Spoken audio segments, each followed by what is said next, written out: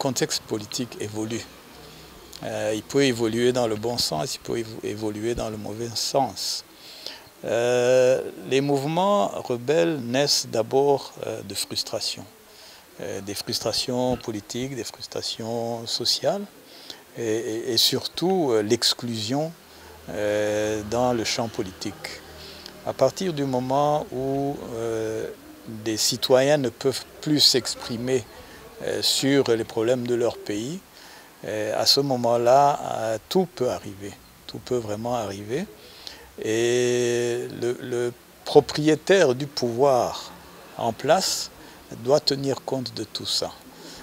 Nous savons que dans l'histoire du Burundi, les mouvements politiques armés sont nés le plus souvent à cause justement de cette exclusion. Le premier mouvement armé à être né, c'est le Palipeutu, qui a d'abord été un mouvement politique avec une idéologie connue et qui a pris la décision de faire la lutte armée. Et cela est venu à partir d'un congrès que des réfugiés burundais qui étaient au Rwanda, en Belgique, se sont réunis en congrès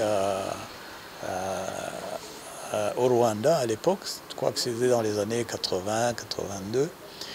Et dans ce congrès, la question de la lutte armée a été posée. Les uns ont décidé la lutte armée, les autres ont décidé la lutte politique, et c'est comme ça que certains ont pu rentrer, comme Ndadaye Melchior, Nadia Amir Cyprien et d'autres. Les frustrations étant là, le Palipeutu, lui, a continué cette orientation de la lutte armée.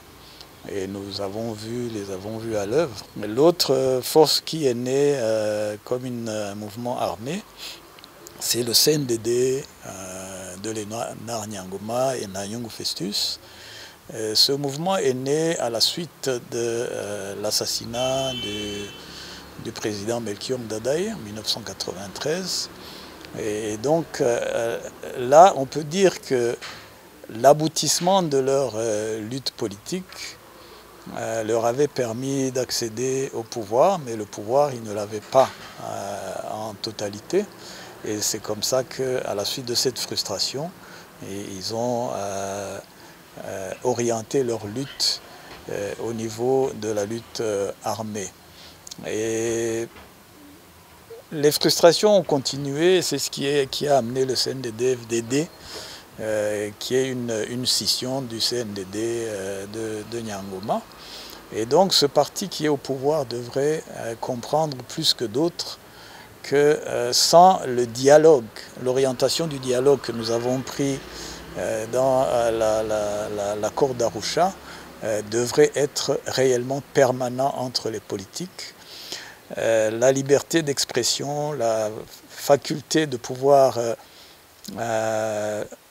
analyser le pays et devoir donner ses points de vue doit être un droit pour tout citoyen. Monseigneur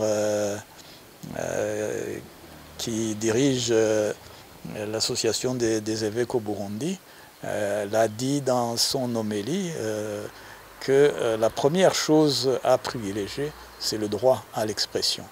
Si ce droit à l'expression n'existe pas, et je le redis encore, tout est possible, même l'option de la lutte armée.